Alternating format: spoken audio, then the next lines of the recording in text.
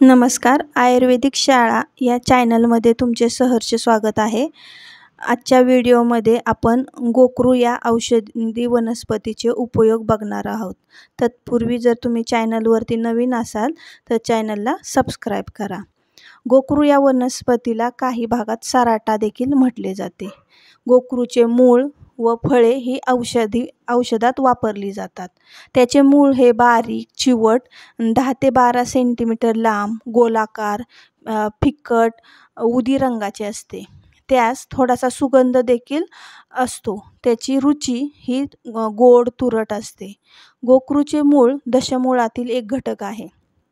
गोकरू स्नेहन, वेदनास्थापन, मूत्रजनन, संग्राहक व बल्य आहे. गोकरू शीतल असून मूत्रपिंडास उत्तेजक आहे. गोकरूची फळे मूत्राच्या विकारांवर, लैंगिक आजारपणात अत्यंत उपयोगी पडतात.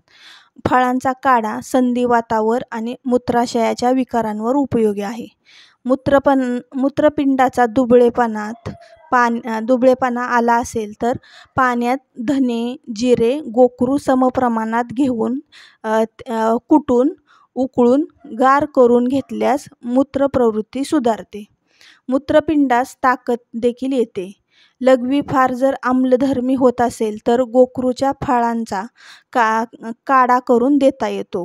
मूत्रपिंड दोषात लघवी ही क्षार स्वभावी व गढूळ असल्यास फळांच्या काढ्यातून शिलाजीत देतात. मूतखड्यावर फळांचे चूर्ण मधात घालून देता येते. गोकरू परमा आणि बस्ती शोधात वापरले जाते.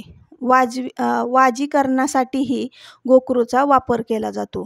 लैंगिक दुर्बलतेत गोकरू व तिळाचे चूर्ण तसेच मध हे बकरीच्या दुधातून दिले जाते.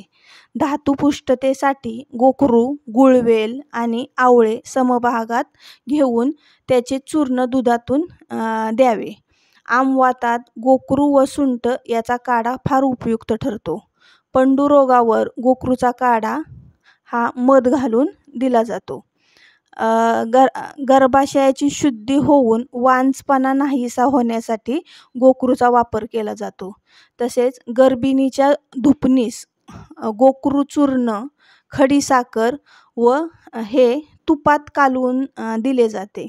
धातू विकारांवर व पदर या विकारांवर गोकरूची फळे तुपात तळून त्याचे चूर्ण करून गाईचे तूप व खडीसाखर घालून दिले जाते.